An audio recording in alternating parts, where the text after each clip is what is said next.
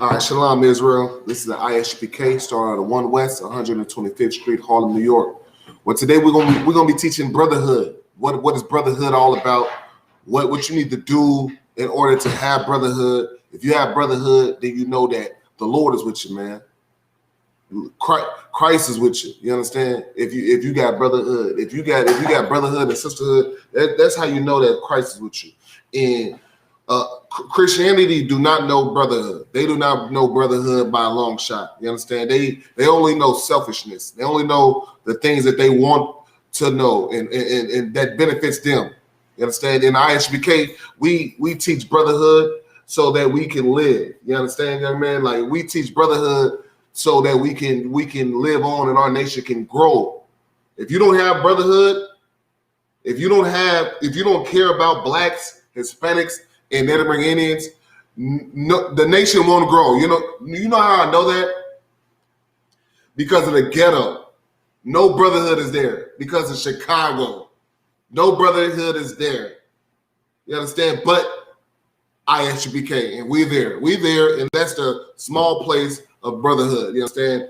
But if ISBK wasn't there, it would be absolutely no brotherhood in Chicago or anywhere else where ISBK at, because we the only ones that know how to dispute or put out true brotherhood, for the lack of better words. You understand? So what we gonna get is 1 John chapter 4 verse 20. It's simple, but yet we must go over. Yet we must put on our pages and put out into the world, because especially right now, when the time's about to get way more wickeder, and you're gonna have to choose. You're gonna have to choose my people or myself. Which one you gonna choose? I choose my people. You understand? I'll be the sacrifice for my people and show brotherhood and so my people can know how to survive. That's the only way we're gonna survive. You feel me? All right? Like, that's the only way that we're gonna survive through these times that we living in. Which I'm glad that we living in these the damn near the end times of America and of our oppressor rulership. We live in it. It ain't the end times of the world. It's the end times of their world. You understand? So right.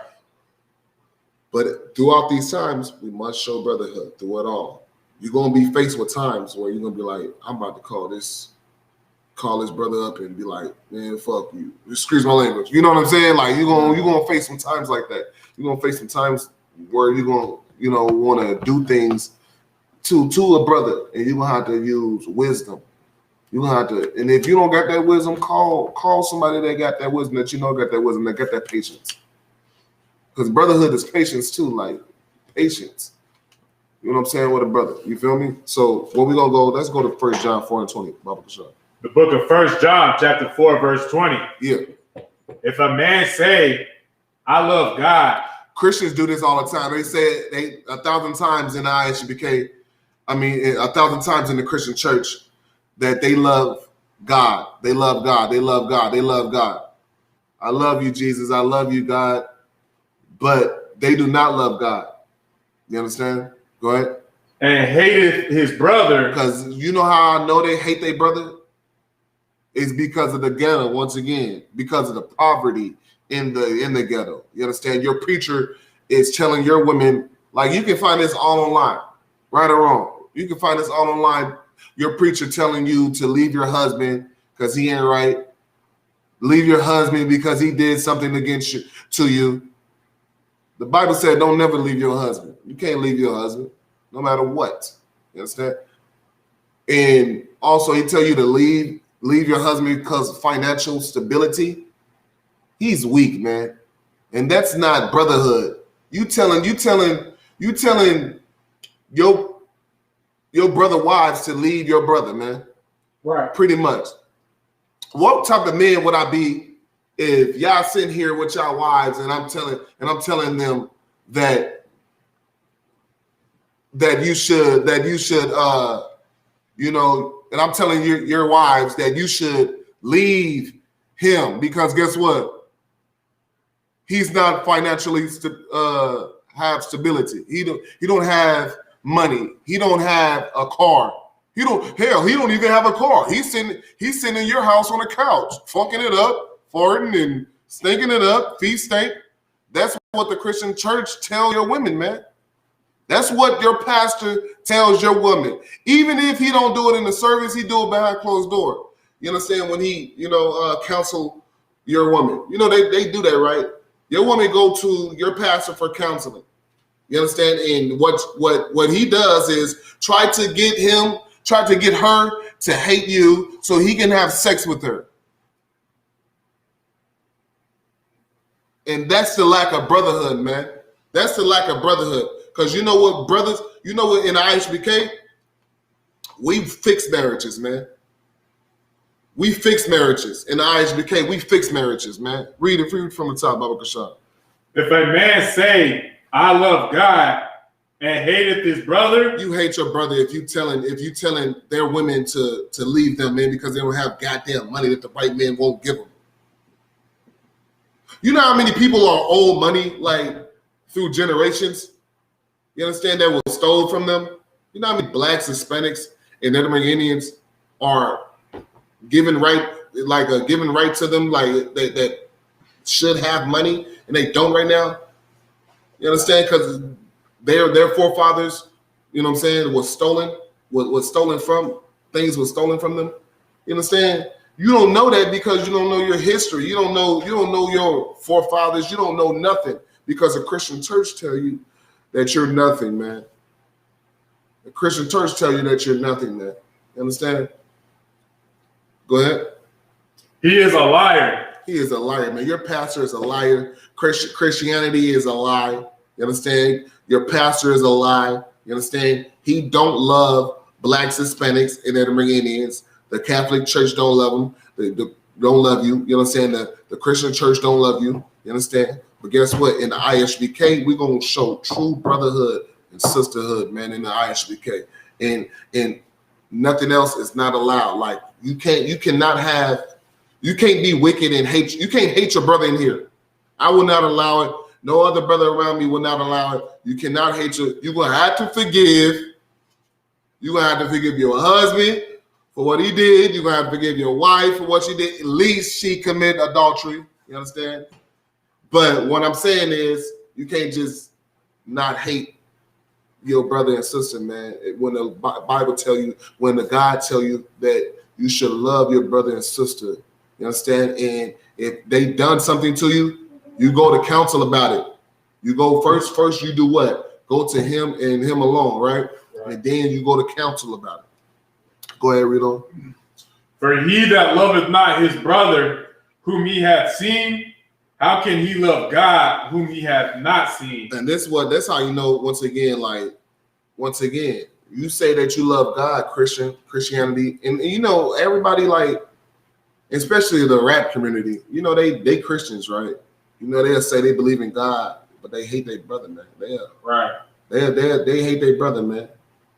You know, you got gangsters like out there saying they believe in God. They'll tell you, they'll see you speaking against our oppressors and tell you that that's wrong.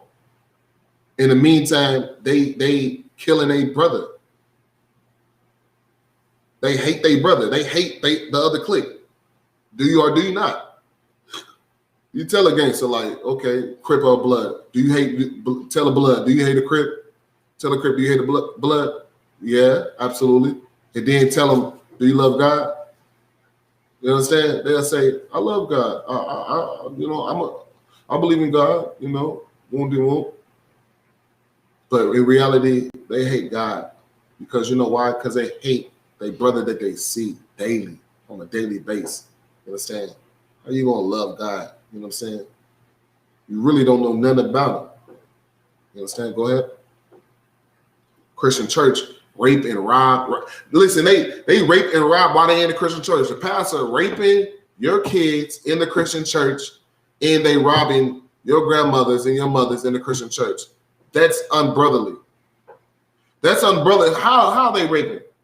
I mean, how they robbing? They ain't robbing them by telling them to pay tithes. they robbing them because guess what, man? They ain't telling the truth. You understand? Right. We telling the truth and you paying tithes, and guess what? Guess what? You have security when you pay tithes with us. You have security because guess what? You get to, you know what I'm saying? Like you down on your light bill, you know, we know you've been paying tithes and things like that. We're gonna help you out. As long as you ain't stupid and got the whole build up to a year and then won't help. But guess what? The Christian church got over $1 billion and they won't even they don't help nothing. You understand? They all around America and all the hoods in America, all the ghettos in America is destroyed, man. All the black people that's in America is destroyed due to Christianity, man, and unbrotherliness, man. What we have to spew out is brotherly love, man. You know what I'm saying? And forgiving our brother, man. Brother step on your shoe, man. Let it slide, man. Brother look at you wrong, man. He might got an angry face. He ain't born with a nice face like you. He might just got an angry face and just looking at you wrong. Like you like, what the hell you looking at? Nah, man, let that slide, man. If he ain't put his hands on you, man, or your brother or your uncle or your sisters or your family, period, let that slide, man. Let it slide. You understand? Like, we gotta learn how to let things slide as a nation, man, or our whole nation gonna get destroyed, man. You understand? Don't hype nobody up to go beat somebody, man. That's unbrotherly, man. You hyping somebody up to go be mad at the next man. Yeah, man. He did you wrong, man. He shouldn't have said that against you. He shouldn't have said it about you. Don't let nobody know that. If he offended, let him handle that. You understand?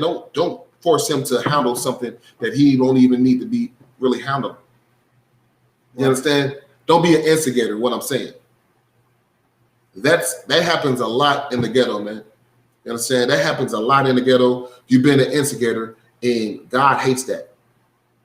That means you do not, if you do that, you do not love your brother, man, because you don't want to see brotherhood happen. You want to see like, oh, I want to see this brother fight this brother. You understand? Have wisdom, man, and tell a brother like, nah, man, don't even, if you see somebody instigating something, bro, be like, nah, man, don't even instigate that, man. You know what I'm saying? Show love to your brother, man. You know what I'm saying? Like, forgive your brother. You know what I'm saying? A lot of stuff, man, we always want to say it's small to a giant, man, but you don't want to let little things go. You don't want to let little things go, man, and that's wrong. And in Isupk, we teach something better than that. We teach brotherhood and sisterhood. Let little things go, or if you can't let it go to counsel about it. We got men of the Lord that would handle it. You don't decide your own fate in court. You understand? You don't do that. You go to a judge and you handle the situation out. You understand? Go ahead, read on. Verse 21. We have 1 John 4:20. We teaching brotherhood today, man. We got to have brotherhood and sisterhood. You know what I'm saying? Brotherhood and sisterhood is a must, man. That's our air. That's our breath, man. That's our life, man. Without y'all, man, I'd be nothing, man. You understand? Like, without y'all brothers and sisters out there, man, and, you know, in here, you know, like, y'all would build me up and make me strong. Seeing that little man right there, man, you know, make me like, yeah, I can't fail him. I got to be strong. I got to be strong so he can be strong, so he can teach his kids to be strong. You understand? Right. I can't be weak. Right. You understand? So go ahead, Salaki. My bad again. Verse 21. And this commandment have we from him. Read it from the top again, Baba Kashan, because they need to understand this. I like to expound on things. Salaki, y'all. Verse 20. I may. Bakar, can I? All right, no sweat. All right. Go ahead. If a man say, I love God and hateth his brother, like he is a liar. Yeah, man, he a liar, man. You and like, man, look, man, what is love, man? Like being there for your brother, man. Like changing your lifestyle for your brother. Like I had to look at when I came into the truth, like many of y'all did. I had to say to myself, okay, I gotta stop sinning. I gotta stop being wicked. Because if I come into the truth and still be wicked, then I don't love my brother because they won't change. Because you know why? They will look at me and have something to say about me, and they will never change. But if you change, if you totally change, what they gonna say about you? Then they forced to change. Like, man, look, Rock doing this and that, man. Like, that brother righteous, man. You understand? Like, what they gonna say? So you gotta completely change, man, and have brotherhood. That's brotherhood, man. Change and stop sinning, stop smoking weed, stop smoking cigarettes, stop, you know what I'm saying, sleeping with prostitutes, man. You gotta completely change. That's brotherhood. Christian church do all of that and say they love everybody. Saying you love everybody is not brotherhood. Right. I run away from anybody that say they love everybody. It's like, go ahead.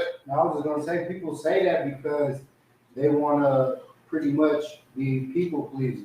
You know what I'm saying? Yeah. Or it benefits them for any type of business that they're doing.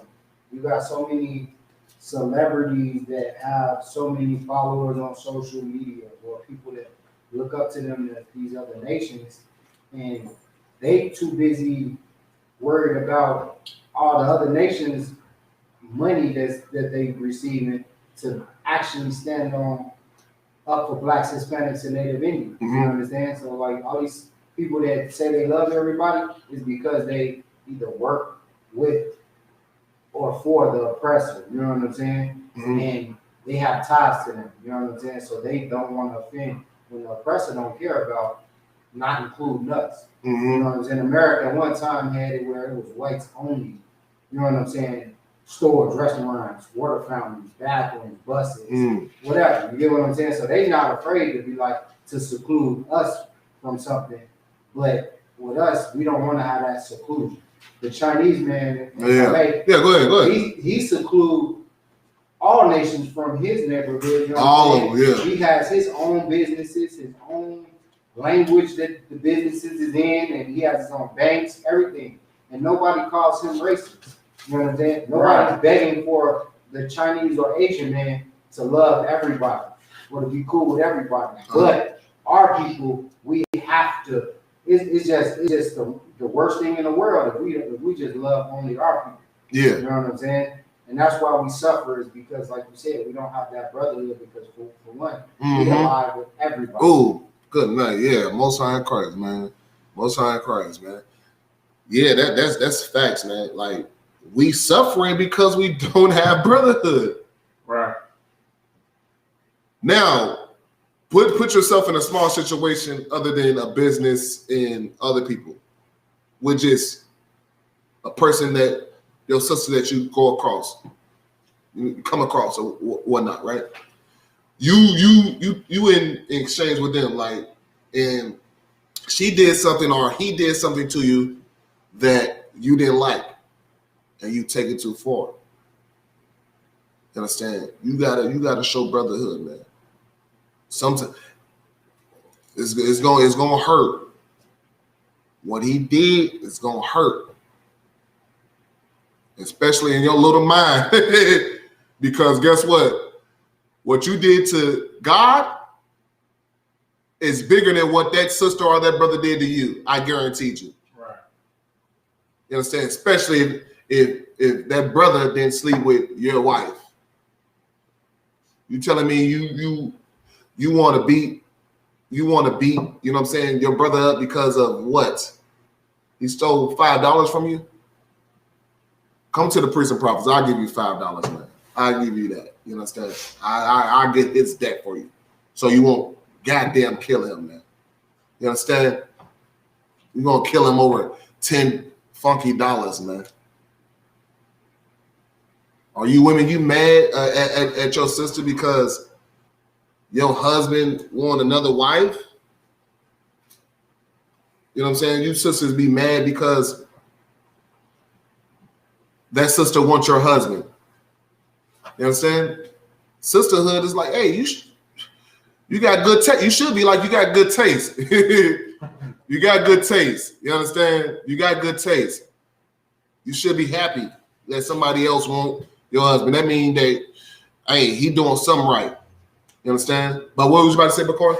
No, I was just thinking about, what we were talking about earlier with the whole King Von situation. Yeah. With that rapper that lost his life to another rapper. Another rapper, You right. understand? And they both, probably millionaires or whatnot, but yet they can't escape the fact that one is whatever, you know what I mean, or whatever that is beefing over. It was no forgiveness. If you look at the whole situation, it was no forgiveness from what I understand. Yeah. One of the rappers had some words that was cool at one time. You understand? They even was seen together on certain posts on the internet. And then all of a sudden, go ahead, we keep going. Yeah. Then all of a sudden, I have an evil eye towards your brother. Because of in Deuteronomy. Whatever evil eye towards your brother. Go ahead. Because of whatever, was said that they disagreed upon. The one brother, King Von, said that he was going, when he seen him, he was going to beat him up. He couldn't let whatever words was exchanged, he couldn't let it slide. I can't let it slide. He just had to approach him if he bumped into him. If he ran into him, he said, I was going to beat him up. And like I said, it's like that show Dave Chappelle, you know what I'm saying? Nigga moment, huh? But when keeping it real goes wrong, yeah. You know what I'm saying? So he had to stand on what he said. Oh, well, if I see him, I'm going to beat him up. Then you got people that love the other rapper that's into it with him, that's from the slums, you know what I'm saying? They ain't got nothing. So they trying to impress him to protect him because both, you got to look at it. King Von got his people that, King Von is his meal ticket, is their meal ticket out of the projects, you know what I'm saying? Mm-hmm. And out of the south side of Chicago and off of 64th Street, you understand? Then you got the other rapper and his people is, that rapper is the meal ticket for that rapper. Right. So you got people on both sides willing to lay their damn life down, you understand, and throw it away just because words exchanged, you understand, and they couldn't let it slide. Von said he had to, when he seen him, he was going to do what he was going to do, did it, and it cost him his life. But like you said, we got brotherhood and we learn to forgive, and you know what? Man, you know what? Maybe that brother was just tripping, you know what I'm saying? Right. Let me work it out with the brother. We would actually stem better if we did music together. Right. You know what I'm saying? And made millions together. You know what I'm saying? As opposed to looking at each other like, you know what? I'm a gangster. So because I'm a gangster, I have to keep it real and show at every moment in my life that I'm a gangster, especially towards my brother, because we love doing it towards our brothers more than any other people on the face of the damn earth. You know what I'm saying? Yeah. If that brother would have took the approach to be like, you know what? I'm gonna let it slide instead of having that approach, but he gotta keep it real and live up to his word. That brother will probably potentially still be alive today. You know what I'm saying? That's all. Exactly.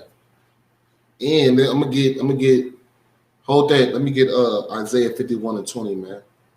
Because this is why, you understand, our young men is going wild. And when I want to say young men, I want to say to our women too, man. They doing the same thing that the men is doing. We just doing more shooting. You understand? We just doing more shooting. Don't act like the women ain't on, Facebook, Instagram, or in War Star 24/7 fighting with what's things that be on their head, the shower caps or whatnot, and Yeah. You understand, like and flip flops and just being disgusting. You know what I'm saying? Like that's wrong, man. That's not having sisterhood and brotherhood. And once you hear the whole matter, like I don't even watch those videos no more because it's just sickening. Right. But I be hearing like, oh, you said this and you said that, you said this. It don't be nothing about you hurt, you punched my sister, or you did that, or you hit me, this and that. It be just you said this. Right. You said all this on Facebook. You said all this on MySpace. You said all this on these websites. You understand? And what you got to understand, man, that's nothing to fight over. That's nothing to lose our respect over. You understand? Somebody got that? What kind? You said 50? 51. I got Isaiah. Yeah, go ahead.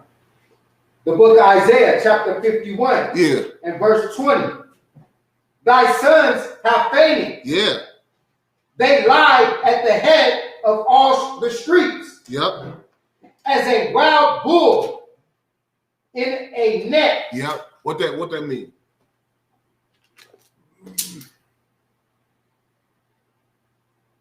We just was talking about it. I'm gonna make it easy. You know what I'm saying? We just was talking about it.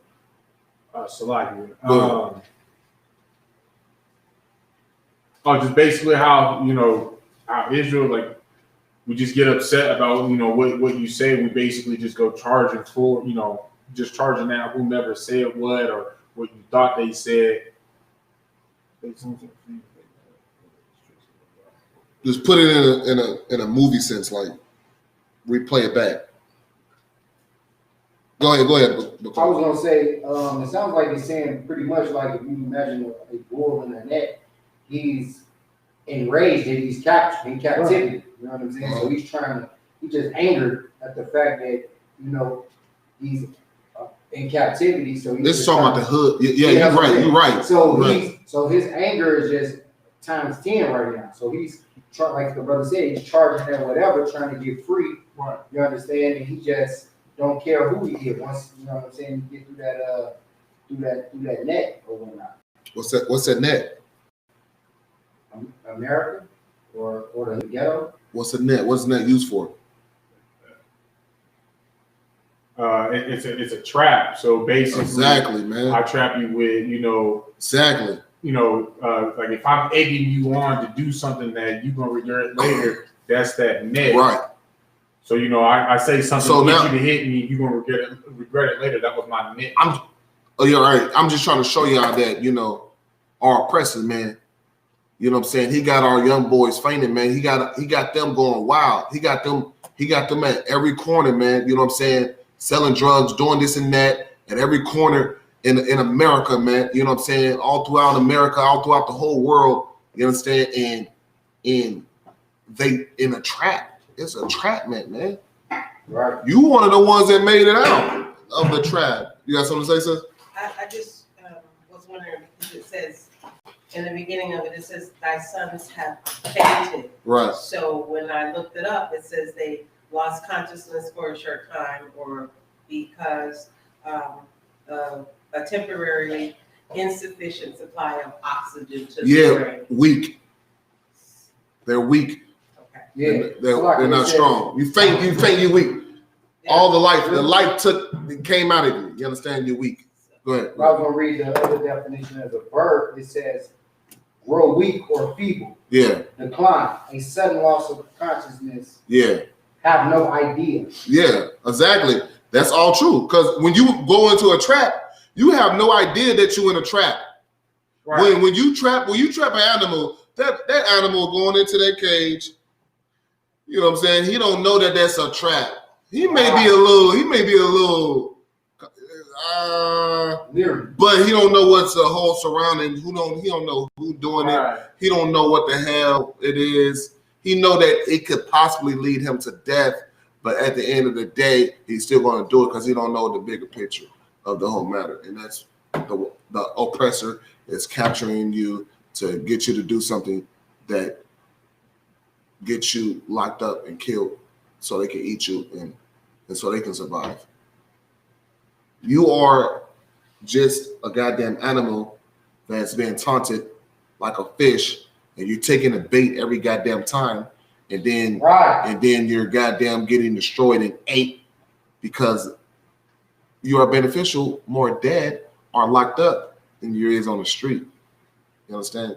You in prison making Louis Vuitton and couches and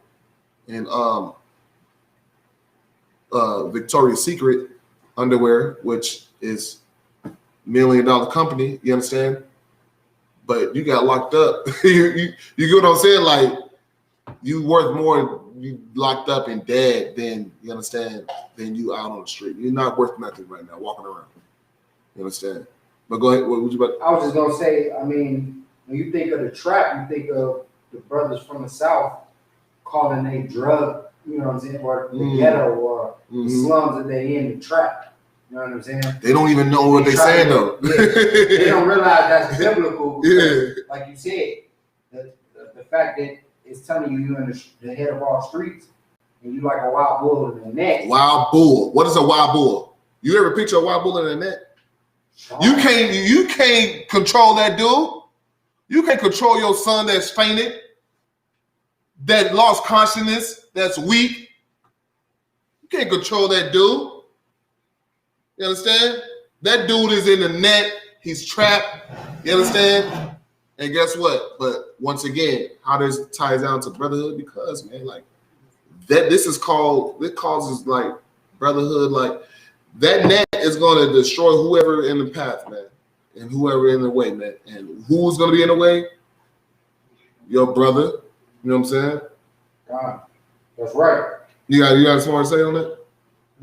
No, I was just gonna say, like, I mean, you just, like I said, with the brothers in the South saying that the ghetto, the projects, the drug dealing, crime infested environment is the trap, and it just made me think of what the scriptures bringing out, how much of a trap we are in when we in these conditions and when we living in these grievous, you understand, treacherous, you know, when we in the trenches, you know what I'm saying? Yeah. We, like you said, we that wild bull that's full of that rage because look at our environment, you know what I'm saying? We coming from, you know, mama a crackhead, you know what I'm saying? Drug dealing, not having no food, not having no money, seeing the wealth of America, but we always looking to obtain it because we don't got it. So we doing whatever we can to get it. Mm-hmm. You understand? And that's that trap that got us, you know what I'm saying? Then when another, like you said, another brother or sister got it, and we that wild bull, like, man, we gonna tear up anything in our back for us to get. Right, exactly. So And you just tearing up your own hood, which is always, you gotta understand. The hood is the people. That's all it is. You know what I'm saying? That's the people. So you just tearing like you just tearing up your own people, man. You know what I'm saying? Like, stop doing that, man, just because you don't trap nobody else, man. Like misery loves company. Go ahead, sis. I'm sorry. Go ahead. It's okay. I was looking at a video, and Sonetta called, and was talking to Cotton Cesarioff, and he was saying, "Brother, listen, I want you to hear. All these people were blowing their horns and stuff because they were declaring Biden as the president. So that's the other end of that trap too, because they was in the hood up in Brooklyn, and all the black people were like so excited because Biden won. And it's like, you don't understand, you got the same slave master, he just doing it with a smile. And they were so excited about Biden. So it's like it's the other end of that trap. You know, one side of the trap got us tearing up everything, and then the other side of the trap got us celebrating that we got a new slave master that's smiling at us. You're right. Go ahead. This is kind of caveat what the sis was saying. A good set trap, you're not supposed to know it's a trap until it's trapped. You know what I'm saying? So like, just, you know, what you're saying is real heavy. It's just, you know, it's not a good trap until you're already trapped. But check it out. I don't know if y'all remember this movie. It was with who that guy is, man. Is it not Eddie Murphy?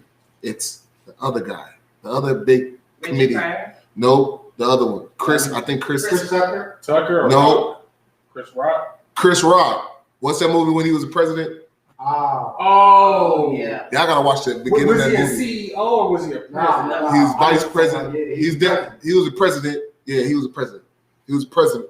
It's called what? What is it called? Does he die and then come back? No. He president of the United States of America, right? And what you were saying is true, and what you were saying is true because like you don't know that it's a trap until Head of State. Head of State, yeah. Watch the first beginning of that.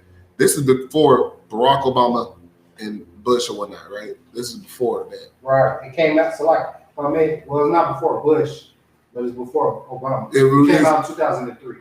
Right, exactly. Yeah, that's like before Obama. But look, they okay, I can't get, I ain't gonna give y'all the whole scoop on the whole thing, on the whole matter, right? But like, basically what they were saying in the beginning of the movie when they was like, okay, about picking a president. Now we know that, Obama is not a nigga. He's African or whatnot. Right. Everybody think that he is. So he is. You understand? Which means, you know what I'm saying? Like, just because we know that he's not a nigga, the whole, yeah. So, but for the most part, the head of state, right? Beginning of that movie, it says that we have to put somebody in there, basically like evil or something like that. I'm just giving y'all a whole scoop. I ain't gonna give y'all the whole rundown. You understand? But he basically said that, the movie basically said they was gonna do the whole thing about like putting a blackface in office to get to control black people. You feel me? So, like I said, I ain't gonna give y'all the rundown. The movie was basically about Obama before it came out. You understand? And what I'm saying is, you might think that it's not a trap, but the whole thing is about it is so you won't know it's a trap. You understand? Right. So they had to put somebody before that to be like, oh yeah, he's evil, and then put somebody else in, oh he's nice, he's good, and then you go to them because you ain't gonna go straight to the evil person. You're gonna go to the nicer person. Go ahead. No, what you're saying is so heavy because it's almost replaying over again. The same thing. You had someone that's supposedly the biggest racist and all that. I'm not saying supposedly, but it is. Yeah. But everybody knows it's so blunt in your face. The type of character that Donald Trump had. Now it's like you said, they give you the problem, then they sell you the solution too. Yeah. You know what I'm saying? Now we need Biden. It's almost like you so fed up with Trump and his antics, you like, man, we gotta vote. We don't give a damn who it is. Let's just make sure we put this guy in office because that guy gotta go. And that's what you said, like with Bush. Bush, towers fell, war in Iraq, you know what I'm saying? All this. He didn't care about people in New Orleans. He didn't care about no people in the Hurricane Katrina. Right. And then you got, boom, you had Obama come in, and his whole campaign was based on, yes, we can, and uplifting the people and unifying. Same thing with Biden. You understand? Being that person that Trump divided, he did his thing. Now is Biden who's going to come in and is going to do the same thing that somebody even worse. Right, even worse that Barack Obama did. Like you said, I believe, you know what I'm saying, that pedophilia is going to run rapid. Right. And Obama, people don't know, with the laws locking up black people and all that stuff started with him. Right. You know what I'm saying? So you're going to look for, in the public eye, it's going to be cool, calm, and collected. But behind the scenes, the legislation is going to be detrimental to our people. Because Negroes ain't looking up goddamn laws and shit and stuff that these people are signing over. Right. Who looking up that?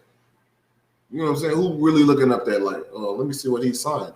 He ain't looking. And not only that, it's just gonna be. It doesn't matter. Your fate is in the oppressor hands if you ain't in the ISBK. Bottom line. That's it. That's right. If you don't serve God, that's who you serve. If you don't serve God, Yahweh, by Hashem Yahweh Shai, you understand? You serving them people, and that's who going to control you. They ain't gonna control us. We're gonna be good. We got sisters like this, you understand? We got brothers like y'all, you understand? That's gonna be here for blacks, Hispanics, and African Indians. Go ahead. Go ahead. So, like, if I may, what Officer Bakar was saying was just so heavy with just how he was talking about how Trump had divided everybody so much to the point where it's just like, you know, what we've been talking about, where it just sets the trap for, you know, someone like Biden to come in. And like I said, like everything you said was like super heavy with the whole pedophilia and everything. Because, like, take for example, you know, a lot of people who voted for Biden just because of the simple fact that they wanted anybody but Trump. They just wanted Trump to be taken out of office. So, like, take for example, with my father on the day of election, just poking down, like, hey, Dad, who did you vote for? And he's like, who do you think? I was like, oh, you voted for the pedophile.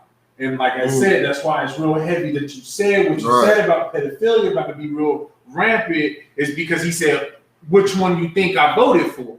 Because they both pedophiles. Because, Trump had got caught up with Epstein and whatnot. And then old boy, blatantly on all his doggone videos where there's a little girl, he got to, hold them and touch them and, whisper in their ear. Always got something to say. Damn near get on all of them. It's zesty. It's zesty, man.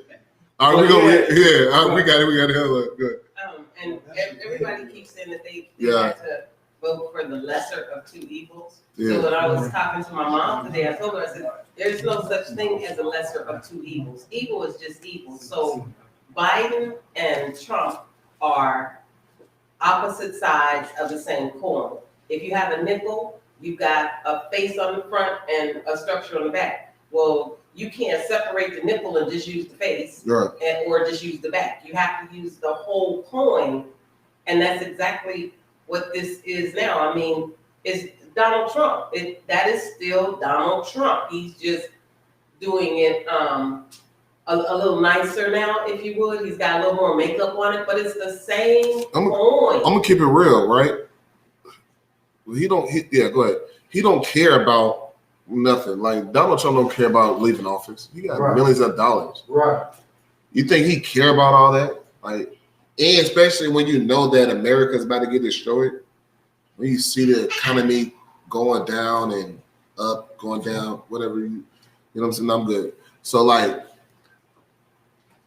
no president really gives a damn about leaving office. They already raped all the money out of America. Right. Obama, good. You might think that he was just a humble and he was just doing everything by the books and just got paid. Look up how much presidents get paid. Look up how much presidents get paid. Baba Gashan. I want to see if they really get paid that much. Yeah, he good. Like, yeah. Look it up real quick. We're gonna look up how much the president get paid. He good. Hey, Iraq. Iraq. Yeah, he good. If he's sleepy, let him. You know what I'm saying? Let him do his thing. It's all right. Go ahead. The president of the United States salary. Because we a little late, you feel me? So $400,000 annually. So he makes $400,000 a year. $400,000 a year? Who? The president. Okay. How much? And then what else out of that? That's it. $400,000 a year. You think he really making $400,000 a year? You see what I'm saying? Like, no. And then when he's signing bills and things over, when he doing these, and this man is raping the black community. Why you think that the president didn't go to the black churches? What's after the black churches? No, what's after the president? What's after the president? The politicians. What's after the politician? The Christian church. What's in the Christian church? Black America. You understand? Slavery. That's slavery. Christian church is slavery. You understand? You're looking up, you get what I'm saying? Like, that's why they go. Why you think Donald Trump was in a goddamn Christian church, a black Christian church, and he hate niggas? You understand? Because the pastor got to get them to vote for him. And not only that, they robbing black people, man. And not only that, you got to realize what the pastors is doing, right? The pastors is really going to these secret meetings and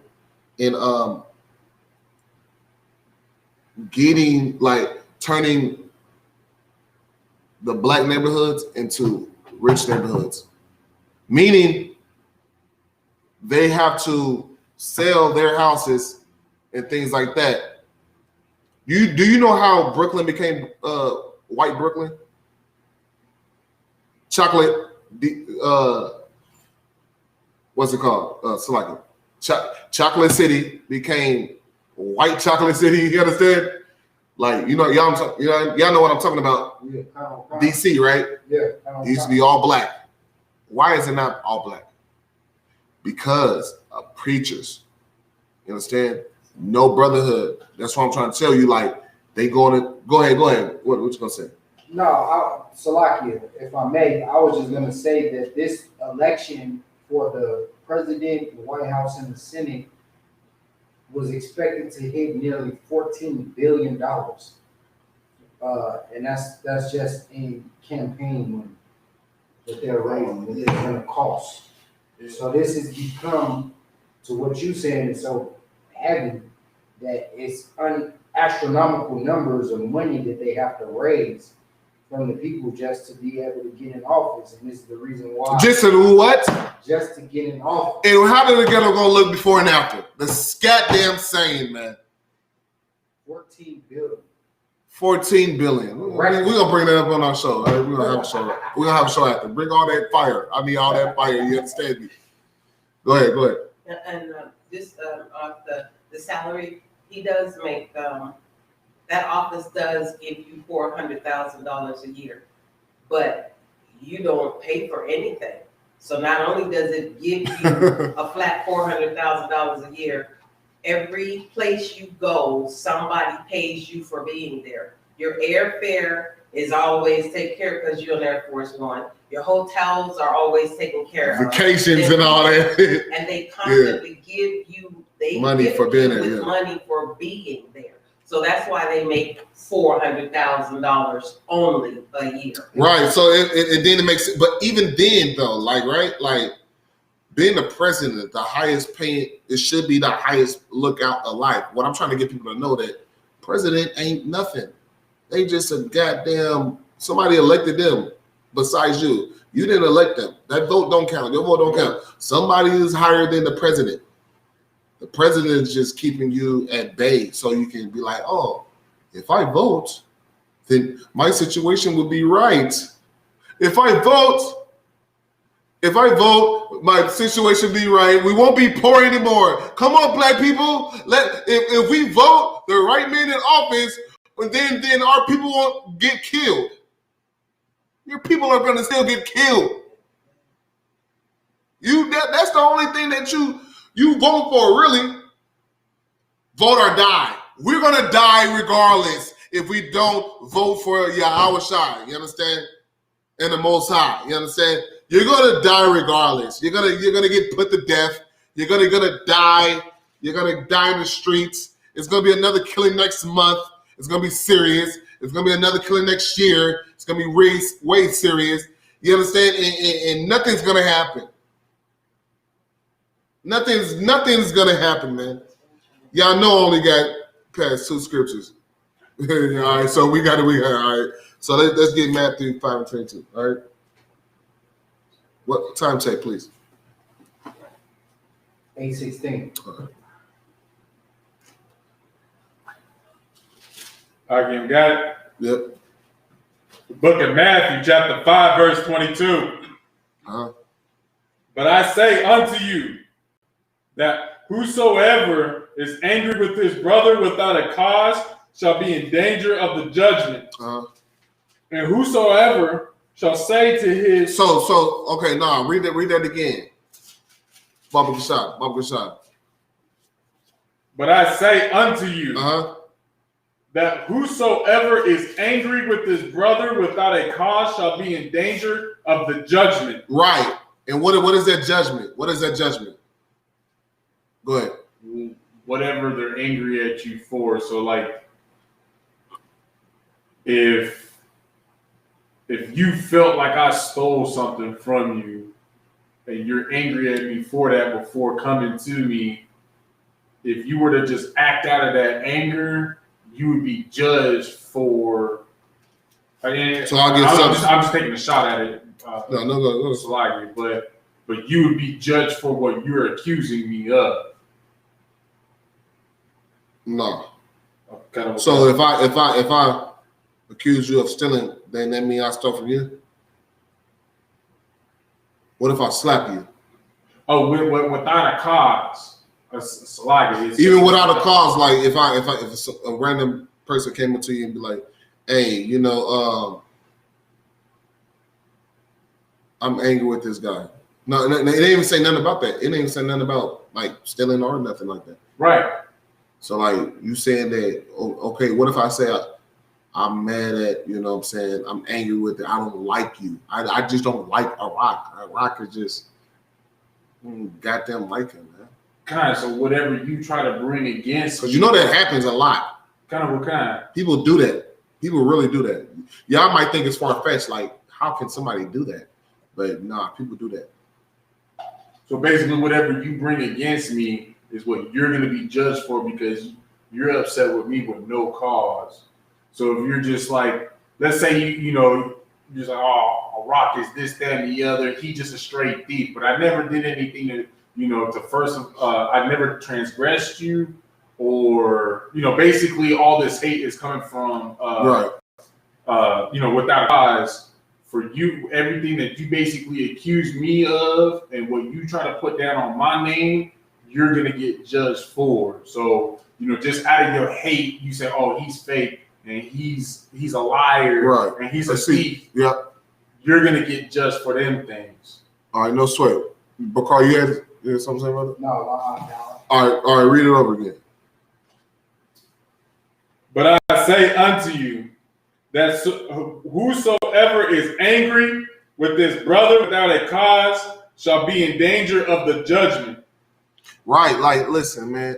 If you got a problem with another brother or sister, you got to go to counsel about it.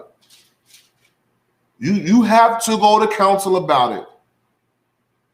You can't not think that you're right off the top. I don't give a damn what he do. You understand? If you know that he wrong, go to counsel about it. You feel me? Go to counsel about it. If you know that he wrong, go to counsel about it. Go ahead. And whosoever shall say to his brother, Rakah, shall be in danger of the council. To what? Shall be in danger of the council. And what is the council, man? Those that are judging over the situation. Who's judging over the situation? The priests and prophets of the Lord. Exactly. So when you go to counsel, if you know what I'm saying, if you say to hell with this sister, to hell with this brother, you know what I'm saying, and curse him, like you're gonna be in trouble. That's hellfire. In trouble. You understand? In counsel. And you don't want to go to counsel. And you be wrong. Don't go to counsel and be wrong. Go to counsel and be right, Doc. That's why, especially when you're dealing with brothers in the UPK or anybody and sisters in the UPK, you want to be right all the time. You don't give nobody no goddamn something to say about you. Be right. You understand? Like, be right, bro. Like, that's it. I ain't gonna be able to explain it no more. Like, just be righteous about everything that you do. You know you ain't no punk. You know you ain't no fraud. You know you ain't this and you ain't that. You understand? So guess what? Throughout this situation, if I offend you, what you gonna do? You gonna talk to me about it. If I don't hear you, you're gonna go to a higher person. Just like, and this what I don't get right. People want to do this in the world. Like, you'll go to a store, right? You'd be like, and that person not asking your questions and not listening to you. What you say? Let me speak to your manager. I think everybody said that in this. Everybody said that in the world. You understand? Let me speak to your manager. But when it got to do something with somebody that you want to hurt physically, your own people, you don't do that. You just go straight for the punch. And that's wrong. That's no brotherhood. No brotherhood is involved in it. Why you punch that lady that goddamn did this and that? You was mad as hell at the store with that lady and said, let me see your manager. You looked at her straight in the face. You was right there ready to punch her. But you matter of fact, you didn't even think about punching her. because you only want to punch your people. You only want to hurt your people. Don't hurt your people. Right. You understand? Don't hurt your people. That's it, man. Let me get Matthew 18 and 21. Yeah, don't hurt your people. People will be right there in line. Let me speak to your manager. Why you don't say that? Why listen, even people that's not in the truth, right? We handle our own, like I handle like things in my neighborhood. Like people came to me before and it's like, hey, I need you to solve this situation. And I solved it for them. You know what I'm saying? Somebody wasn't doing this and that, was acting rudely in somebody else's house, and I had to talk to the brother like, listen, calm down, man. I had to be the police basically. We are our own police. Don't let nobody else police us, man. We are our own police. Don't let the police come up here. Don't let the white people come up here and police us and work with us. You know what I'm saying? We can counsel ourselves. You think the Lord can't? You think? Listen, you want to take your kid or yourself to another a white man or our oppressor counselor, right? You want to get counseled by your oppressor, but you think that we can't counsel you? Then go ahead, go get counseled by them, man, for $100 an hour, and they tell you something that you don't need to hear. They're gonna make you more sadder. They just gonna make you more sadder, and they're gonna have you popping pills because they're gonna give you some pills to pop. You know what I'm saying? Go ahead. Make you compromise and submit to your woman. Right, make you compromise and this and that. You know what I'm saying? But we gonna tell you the truth. Like if we like with the marriage thing, right? If the man wrong, we wrong. Right. But most of the time, like 9 times out of 10, the man ain't wrong. You know what I'm saying? But for the most part, what I'm saying is like, if you're wrong, you're wrong. You know what I'm saying? You gotta deal with that. You gotta go to counsel about that. You know what I'm saying? That's brotherhood. That's brotherhood. Knowing that you're wrong. Knowing that you're wrong for your brother too, man. You're gonna be in a situation to where you gotta be like, damn, I'm wrong, I ain't wrong. And then I don't wanna, mess things up for the next brother. You know what I'm saying? You gotta choose. You know what I'm saying? You gotta know. But let's get is that in on it? Okay. What was that? No, you asked for 18 and 21. Matthew 18 and 21. Yeah, go ahead. The book of Matthew, chapter 18, verse 21. Then came Peter to him and said, Lord, how oft shall my brother sin against me, and I forgive him? Till 7 times? Verse 22. Jesus said unto him, I say not unto thee, until 7 times, but until 70 times 7. Right. What does that mean? Go ahead. Basically just saying you never stop forgiving. Who? You never stop forgiving your brother or sister. Really? Okay. Did it say that though? Lie. So why you say that? Because the number was so slide. Go ahead. No, I was just gonna say it just represent a lot of times. It's not a specific number. It's not infinite. But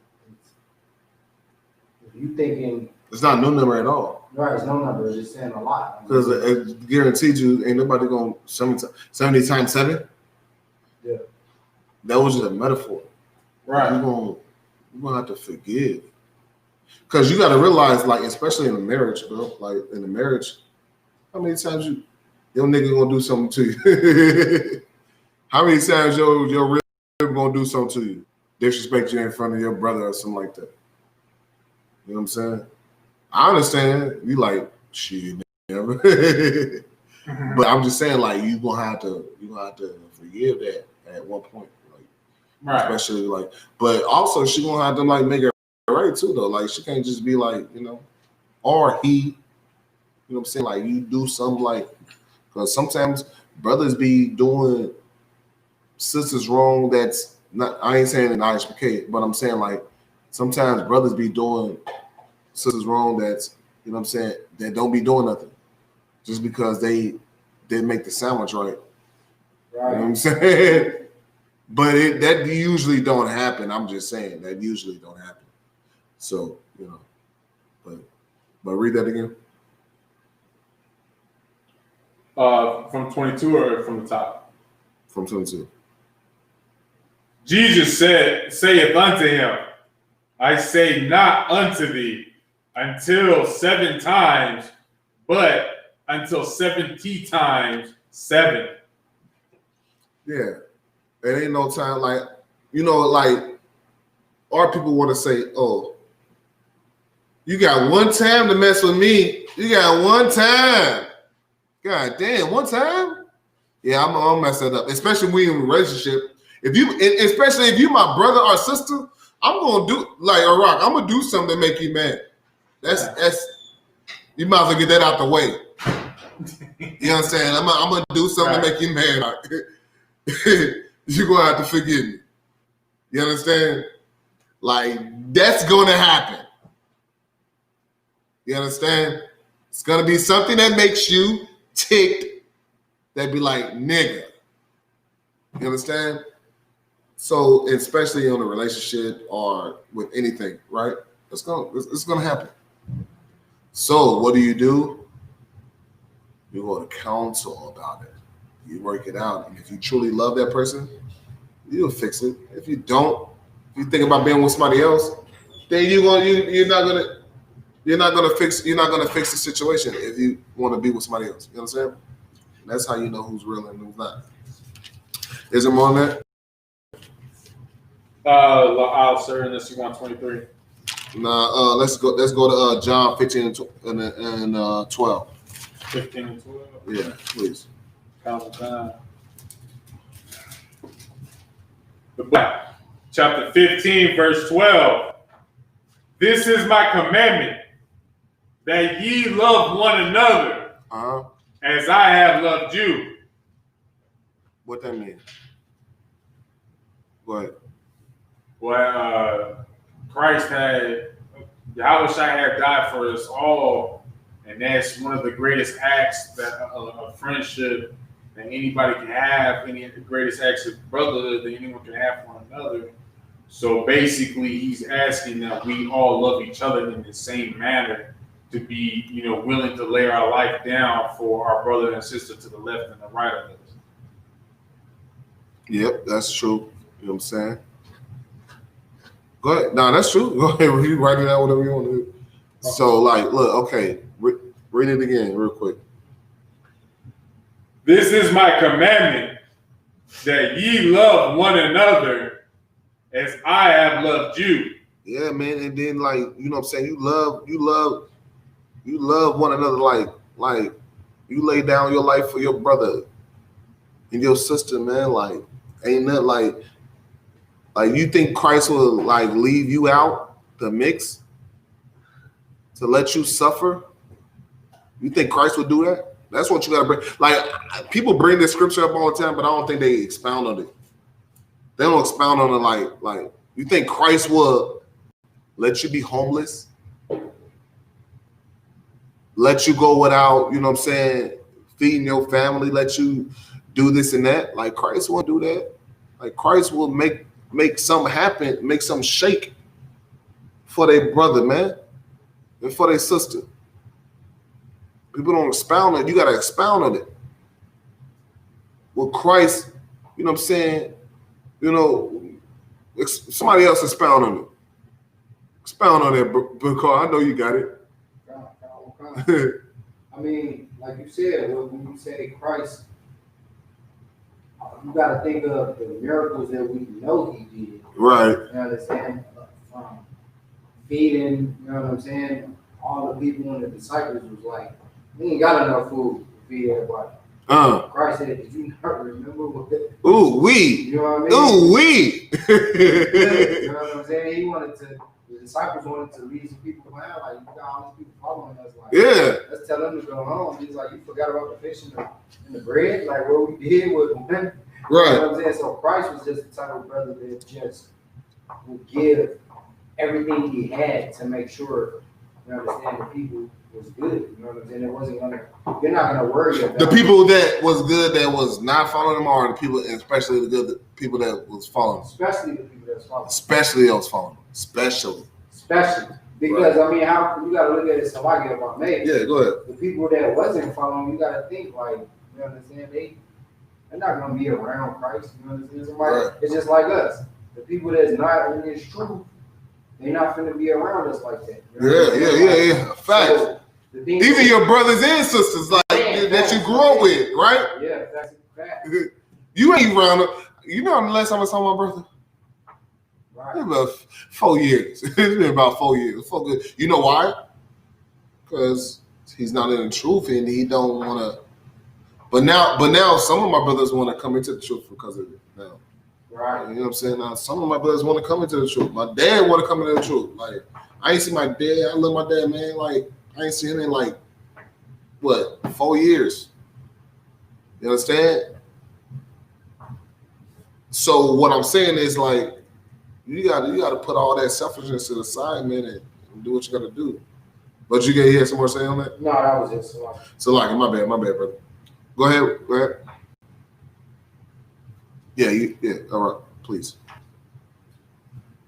So like, where was we at? John 15 and 12. And and probably like 14 from you. All right, verse 13. Greater love hath no man than this, that a man lay down his life for his friends. Man, listen, what that mean? Like, it don't always mean like to lay down your life. Like, oh, I gotta die for him. Oh man, to just sacrifice your whole life for him, man. Like, you know what I'm saying? Sacrifice your life for your brothers, man. Like, and then you gotta realize that will help you too. That will help you. You know what I'm saying? Like, sacrifice your life for your brother, bro. Like, don't, like, I know you ain't got nothing. Christ ain't had nothing. He ain't had a house or nothing, but he had something. Go ahead. You want to say? I just that reminds me of what is this? He's a Captain Ahab. Yeah. When he's singing "Take Ground," Yeah. and there's one little line in there that does something to me, and he says, "Me and my brothers, you know, they fight To take the bullet. Yeah. Which one of us gonna take the bullet?" It's like we fighting over who's gonna take the bullet because we love each other that much. And Right. I'm like much older than all of you, so Yeah. I lived in a time when it was like that. Yeah. Sisters, we could walk down the street and, you know, we knew that the brothers that was on the corners and stuff, they weren't gonna let anything happen to us. We were really safe.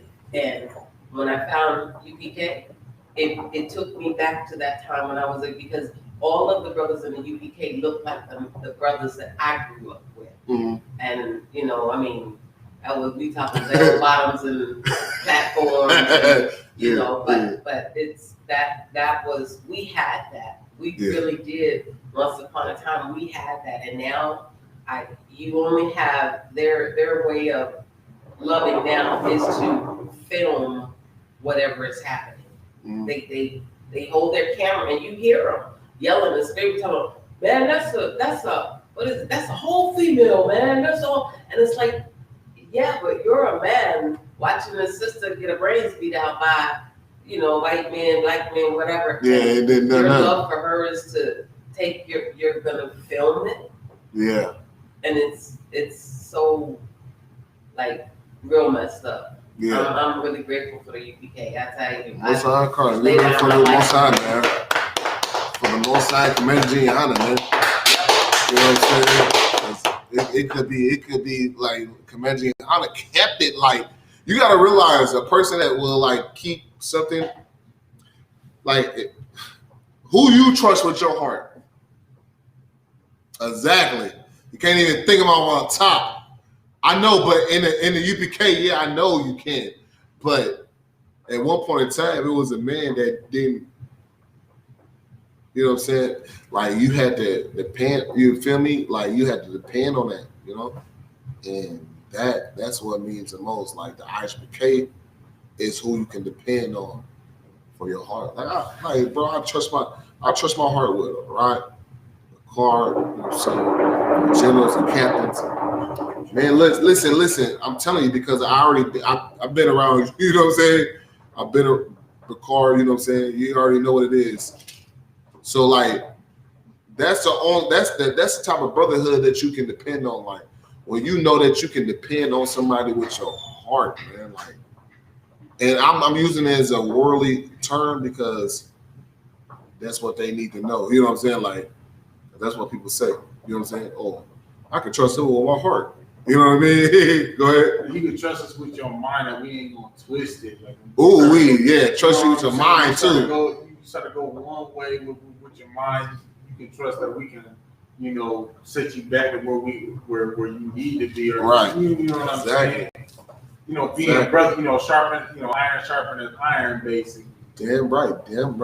Let's get. Is it more on it? 13, 14. You wanted 14, sir? Yeah, go ahead. Let me see. Verse 14. Ye are my friends, if ye do whatsoever I command you. Go ahead. Verse 15. Henceforth I call you not servants, for the servant knoweth not what his Lord doeth, but I have called you friends. For all things that I have heard of my Father, I have made known to you. Unto you. Listen, you gotta. You know what that meant? Read it again, because I don't think y'all know what that meant, right? Because y'all gotta understand what Christ think of you, how Christ think of you, man. This is how Christ think of you. You gotta realize how Christ think of you. Read it again. Henceforth, I call you not servants. For the servant knoweth not what his Lord doeth. For a servant know not what his servant doeth. Lord doeth. But I have called you friends. But listen, he said, man, but look, I called y'all friends, man. You put it in this term, right? Man, listen. I ain't call you nobody. I called you my brother, man. I called you my friend, bro. I love you, bro. Like I'm gonna put it in simple terms right now. I love you. You know what I'm saying? I ain't call you no servant. You're not no servant. You know what I'm saying? You my mother. You understand? You feel me? Like that's what it is. Like you my brother, my father. Like the hell. Like, come on now. Act right. Go ahead. No, I was just gonna say, Salaki, if I may. Go ahead. Christ looked at him like he the King of Kings. He knew who he was. Yeah. And he knew that he got people under him. Yeah. Facts. But he said, you on a level as, you know what I'm saying, my brother. Like like you said, like Yeah. you my brother. Like, damn, I know who I am. Yeah. I know I'm the Most High's only begotten son. You know what I'm saying? Yeah. I'm somebody special. I know that this is all gonna be mine, but guess what?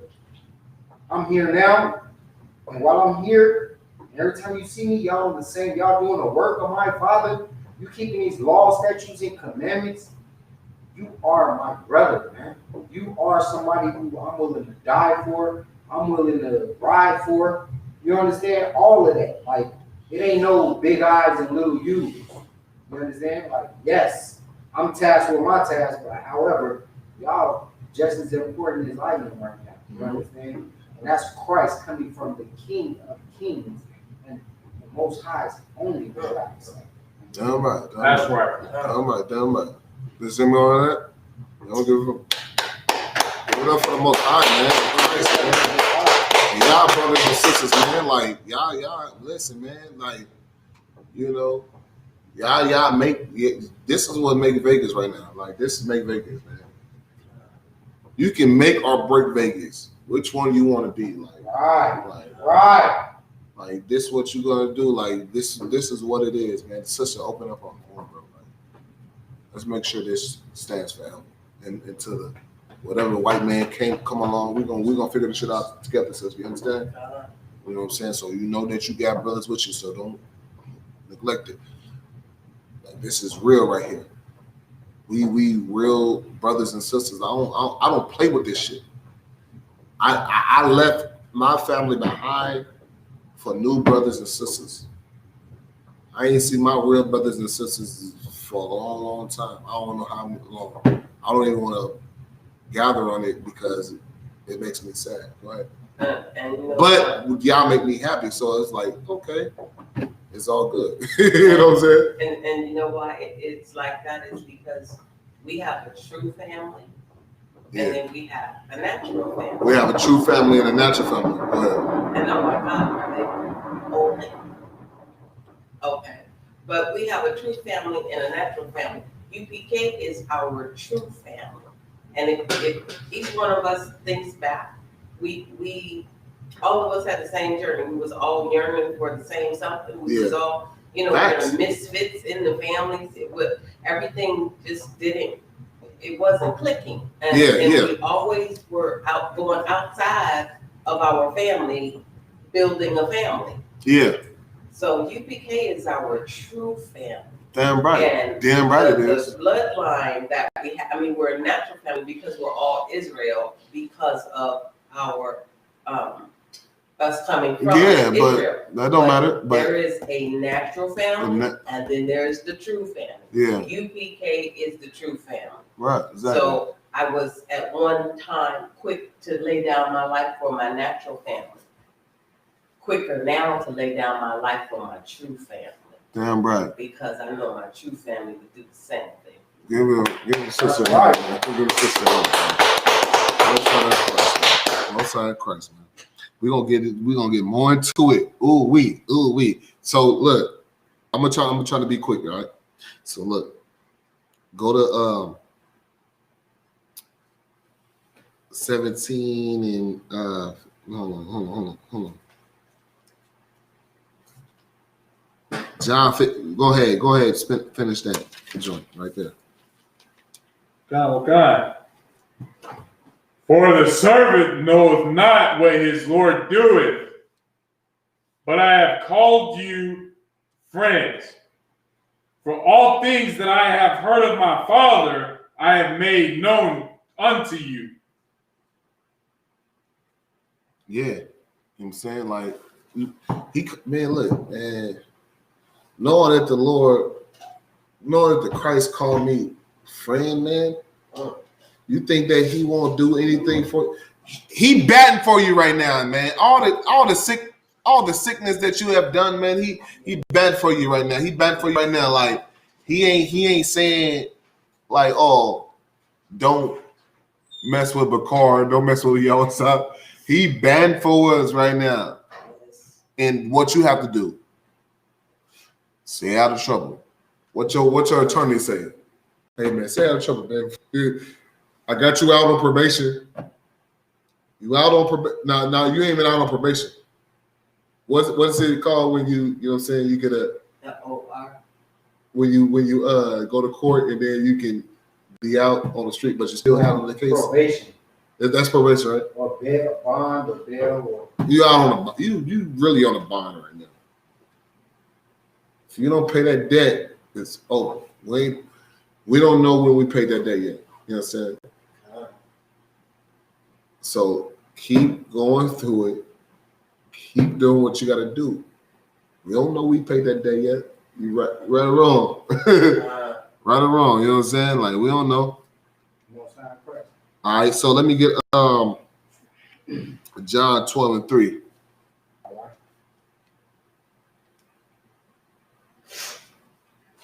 The book of John, chapter 12, verse 3. Then took Mary a pound of ointment of spikenard, very costly, and anointed the feet of Jesus, and wiped his feet with her hair. And the house was filled with the odor of the ointment. Yep. Verse 4. Then said the one of his disciples, Judas Iscariot, Simon's son, which should betray him. Verse 5. Why was not this ointment sold for 300 pence and given to the poor? What that mean? What that mean, yo? What they got to do is what that mean? Well, Simon was Judas Iscariot was the money person, the treasurer, and his whole focus was on the natural, on the small. But Mary actually saw more than what Iscariot saw. Let's brother. Go ahead. I was gonna say he was more concerned with making money off of it than, you understand, being a brother to Christ and making sure Christ, you understand, was good like that. You know what I mean? Like it was about money for him. Yeah. And it can't always be about money for you. Right. It can't always be about money for us, man. You know what I'm saying? We're gonna have to sacrifice for our brothers, man. We're gonna have to sacrifice. Can't always be about what I like and what I want. That's dead. You got to look at the whole situation and value that, man, and embody that. You got to embody Christ. That's why he told you. That's why he told you. You know what I'm saying? When he told you to drink the wine and eat the bread, you understand? He told you to body him. You understand? Do what he say do. You know what I'm saying? Read it again, Bubba Shop. On the top of it. Yeah, Bubba Shop. All right. Then took the book of John, chapter 12, verse 3. Then took Mary a pound of ointment of the spikenard, very costly, and anointed the feet of Very Jesus. costly. It costs a lot. This costs a lot of money. It costs $300,000. You can say that, right? Mm-hmm. It costs a lot of money. This oil that she poured on Christ's feet and washed it with her long hair.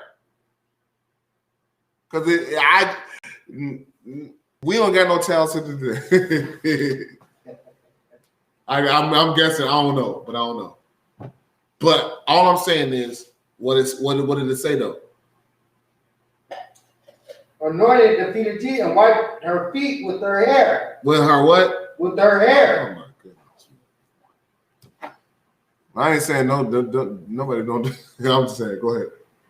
You know, the thing that struck me just now, when Judas made that comment, he actually belittled Yahushua. He took away the value of Yahushua. He said that we could have done this and we could have given to the poor. Like, that was the greatest gift sitting right before you, and you devalued him.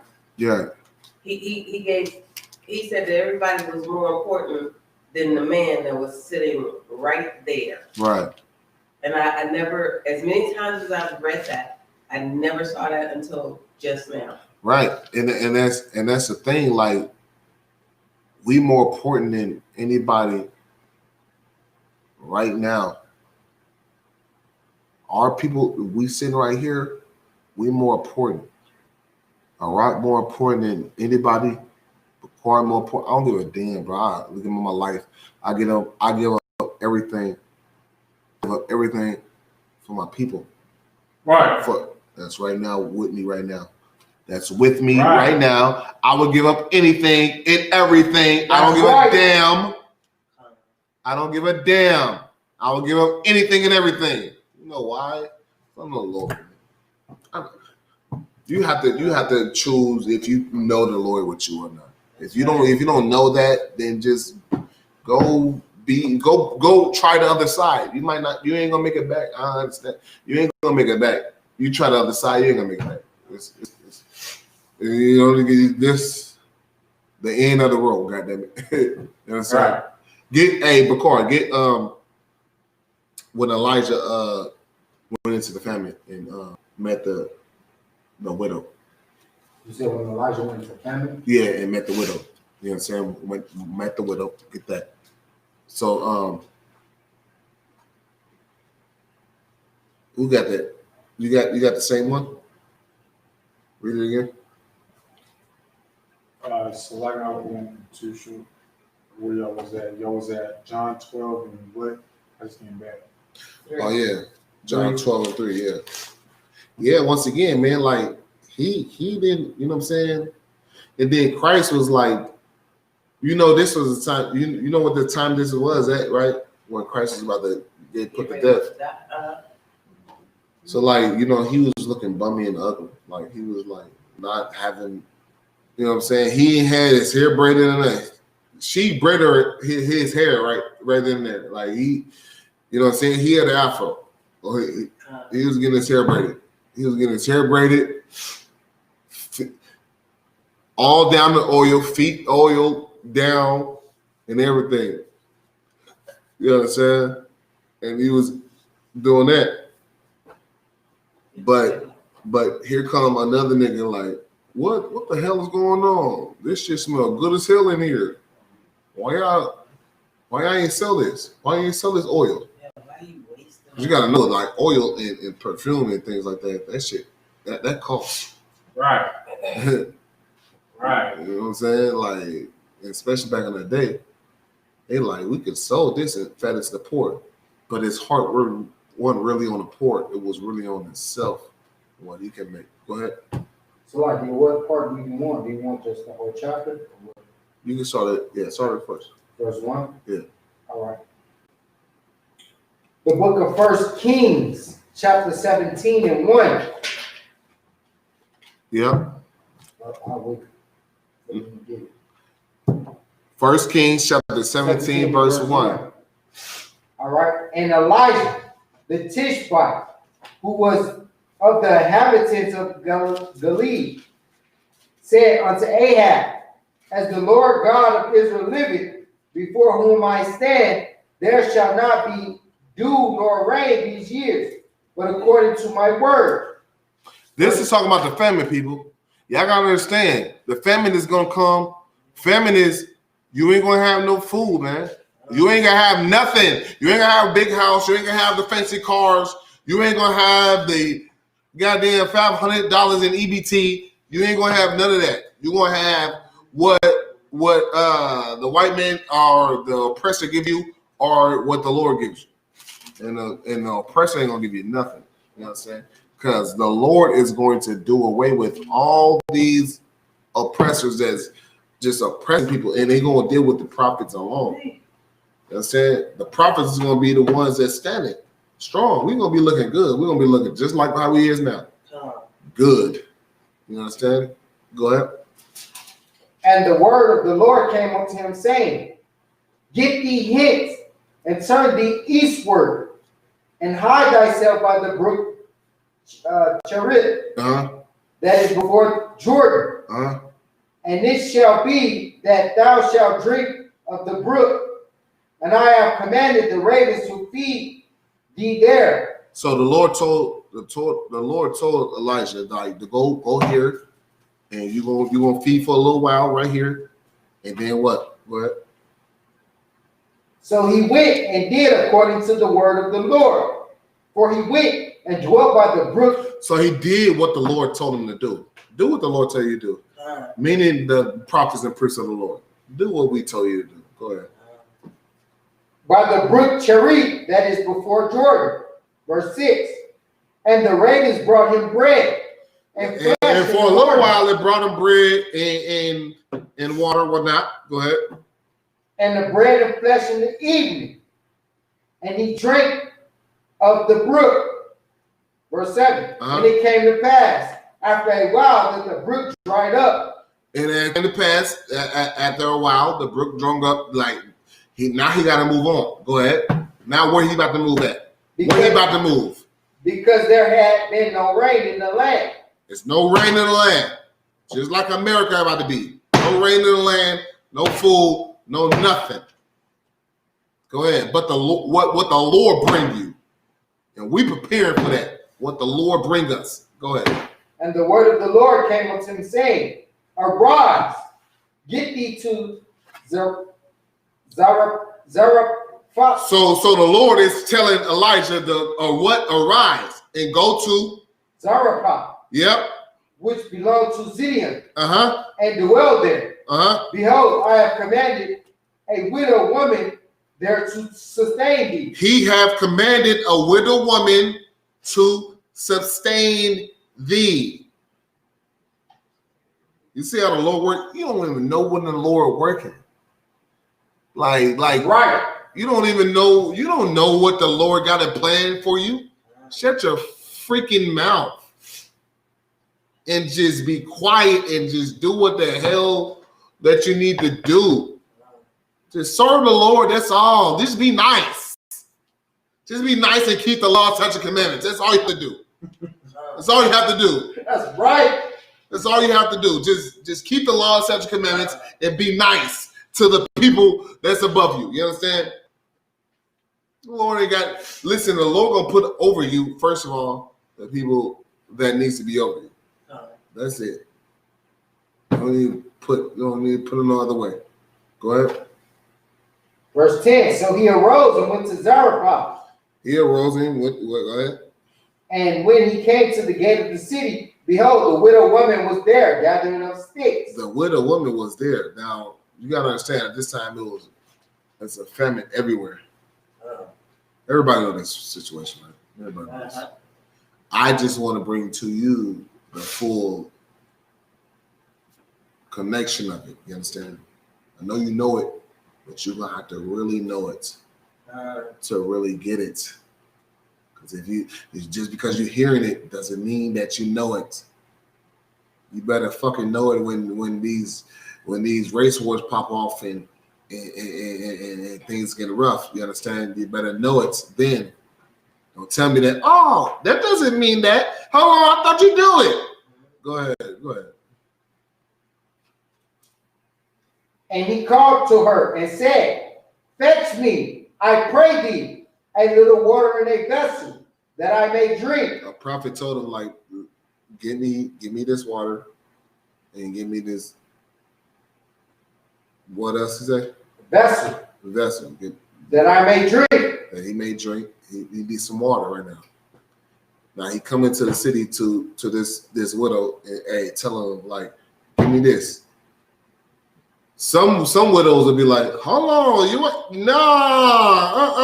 can't do that. I don't even Go ahead. Verse 11. And she was going to fetch it. And fetch it. He called to her and said, Bring me, I pray thee, a morsel of bread in thy hand. You know how Negroes do. And also, can I get some bread too with it? Give me some bread. He asking for too much now. I can't do it. I can't do it. Go ahead. And she said, As the Lord thy God liveth, I have not a cake, but a handful of meal in a barrel. She said, I have not a cake. I only got a little piece of bread and some water, you know what I'm saying? And that's for my son. Everybody knows the situation. I want you to embody this situation. What would you do? That's what I want you to know. Go ahead. And a little oil in the cruse. And behold, I am gathering 2 sticks that I may go in and dress it for me and my son. So she got just enough. Sticks, oil, bread, and water. Just for her son for today to dine with. Rich black women got everything that they need in life and don't want to do nothing for a black person. Who are they? They're bitchs. You know what I'm saying? Like, do I gotta explain? Like, you know what I'm saying? Like, have you ever seen, like, especially a black woman, like, tell a homeless man that you should get up off your ass and feed this other woman and do this and that? I seen that before. So this reminded me, like, listen, first of all, this woman was a solo dolo and she fed a man that wasn't even hers.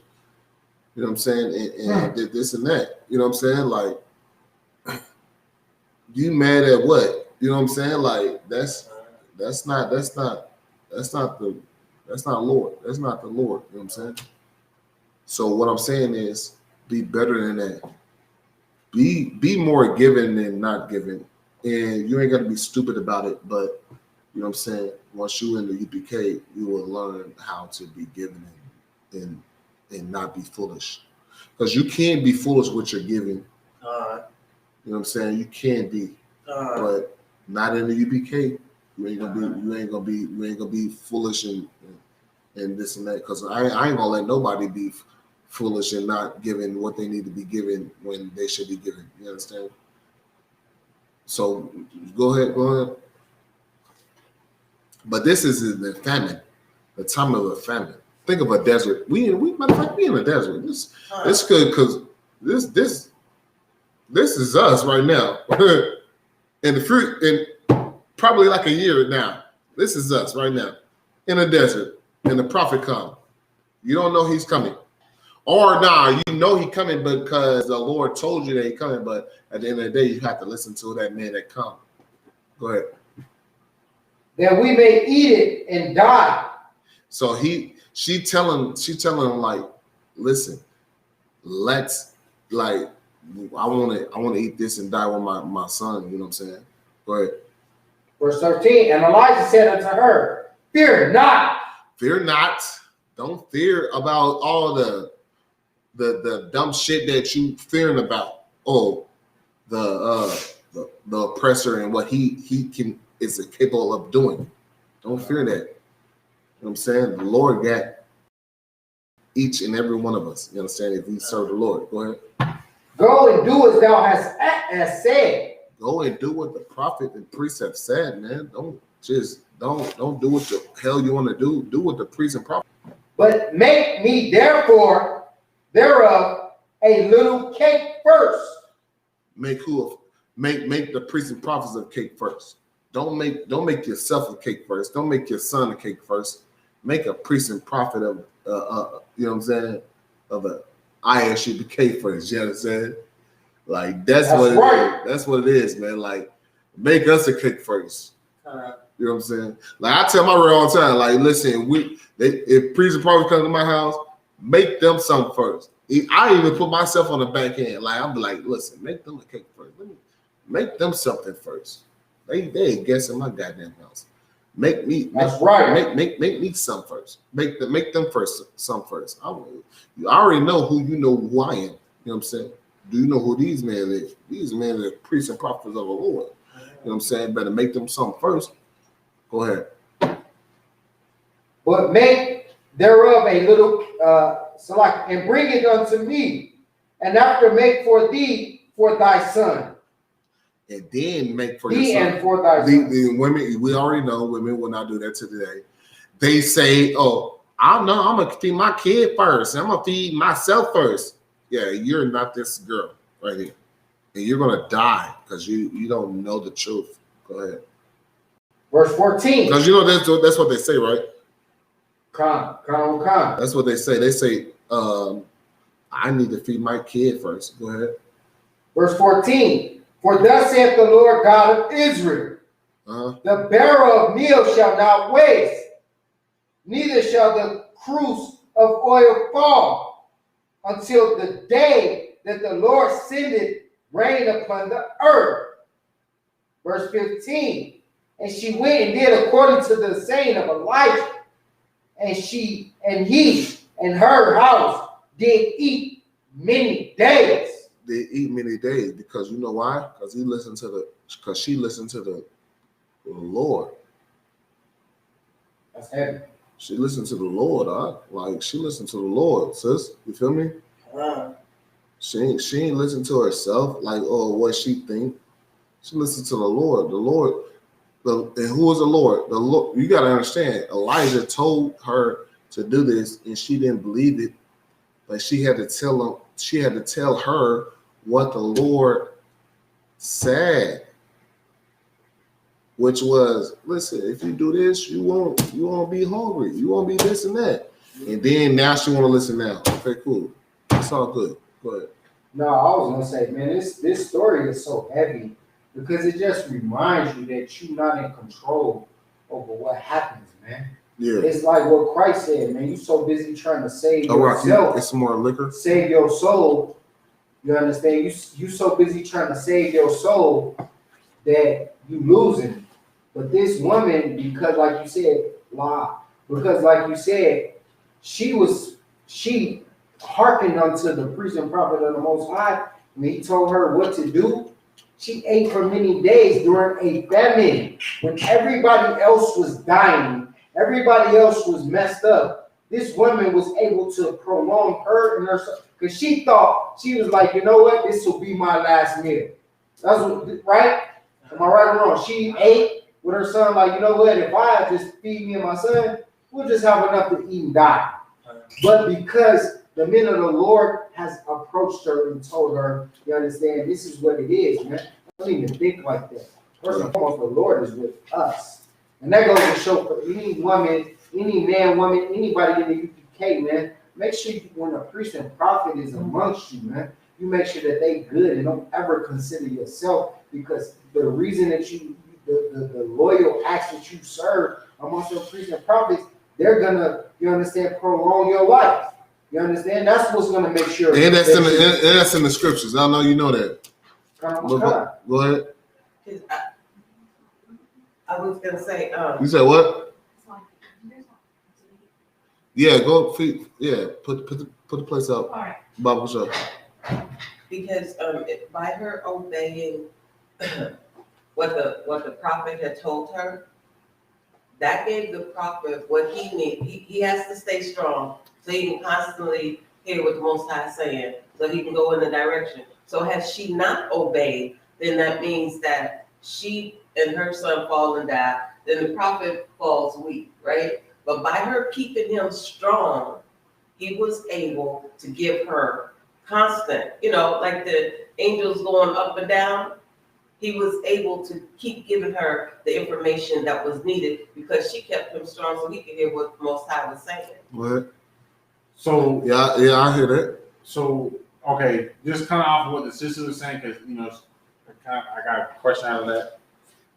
So was the sister, the mistress, was she basically put there as a helpmeet, not necessarily like his rib, but a helpmeet just for his journey? Like that's an example of a helpmeet where you don't necessarily have to be somebody's, the Lord, listen, this is what it is. The Lord always choosing somebody that say if they're gonna help the priests and prophets of the Lord, and saying that the Lord love the Lord. You know what I'm saying?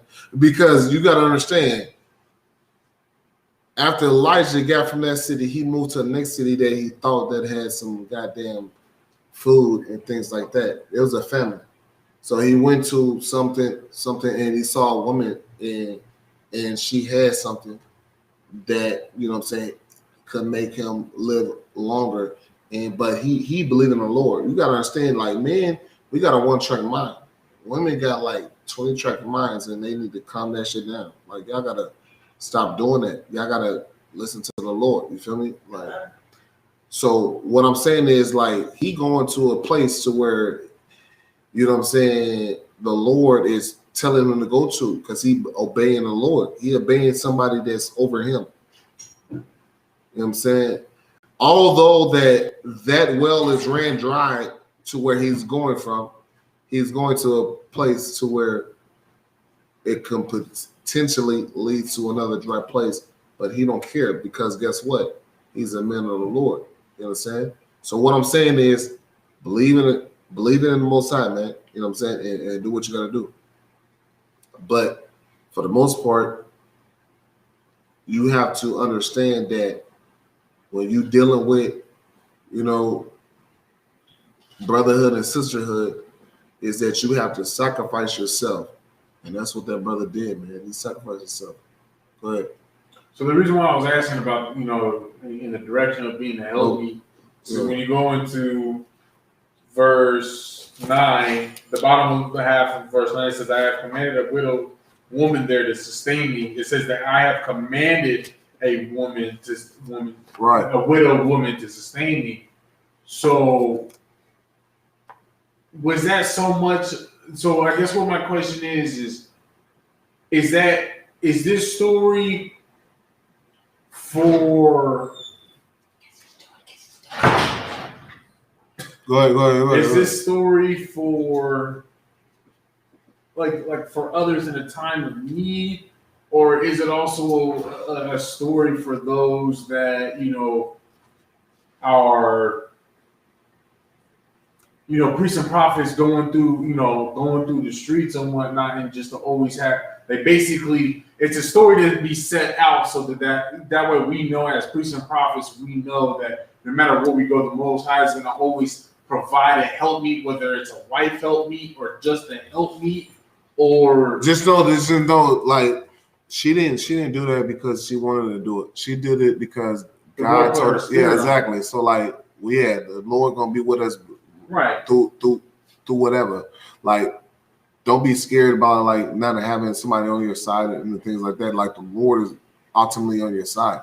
So like, that person, we as a people, especially women, like, they won't prove yourself that you love God.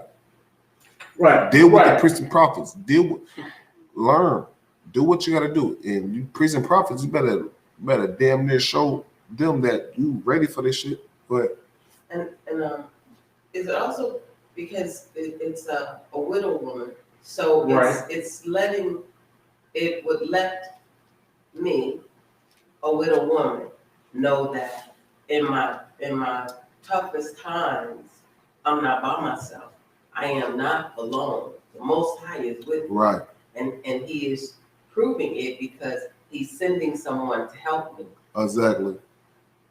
So that is a part of that also. Exactly. So when you a widow, you have someone that's going to come along and to help you.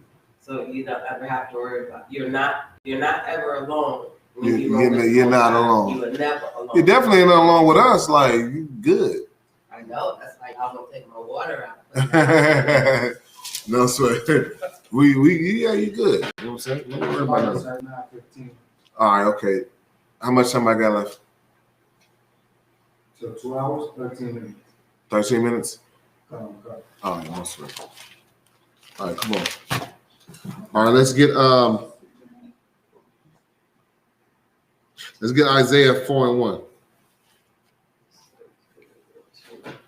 The book of Isaiah, chapter 4, verse 1. And in that day, 7 women shall take hold of one man. And in that day, 7 women shall take hold of one man. Go ahead. Saying, we will eat our own bread and wear our own apparel. Listen, man, that's sisterhood right there. I don't know if y'all know that sisterhood. Right. You know what I'm saying? That's sisterhood. You bring that up, you gotta explain that. That's sisterhood. That's not just no, I want to say that this is about having multiple wives. That's sisterhood too.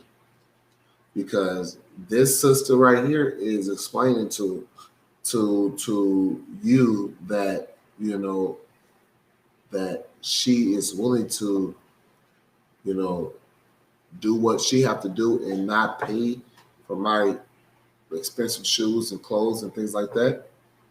But I just wanted you to be called by your name. So that type of sister is a sister that loves another sister and loves you. Right. A sister that don't want to be like, a sister that be like, nah, I gotta be the only one. First of all, let me tell you something about yourself. You shouldn't be the only one of nothing. Someone should be with you all times. You know what I'm saying? Like that's how it should go. So what I'm saying is that if a sister do that, that's sisterhood. You got to have sisterhood too. Can't just brothers just can't have brotherhood. You know what I'm saying? Go ahead. And only let us be called by thy name. And they always and if they just only want to be called by your name, that's brotherhood and sisterhood. A lot of them just want to be, you know what I'm saying, listen to you just because of certain things that they do. She want to be called by your name because she want to take the approach away from her, take the wholeness away from her. Meaning, like she don't want to be called the things that she used to be called no more. She want to be connected to you because she want to take that away from her and then deal with, you know what I'm saying, what she need to deal with. But like, you gotta understand, like, be better than that. You know what I'm saying? Go ahead. And to take away our reproach. To take away our reproach, man. Like, once again, that's to be not be whores, man.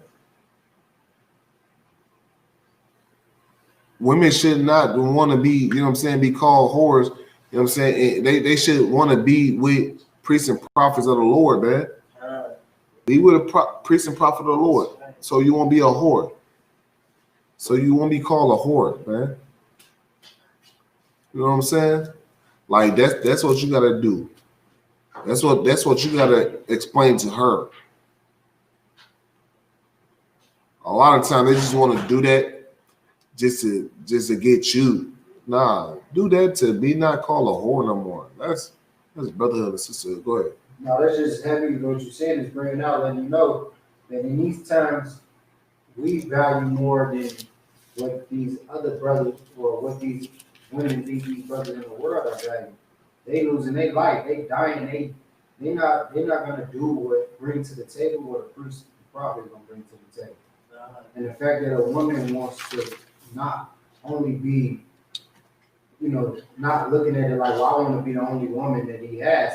She like, man, this is gonna take away from, like you said, being a whore, being called a whore, being a wicked woman, being a nothing.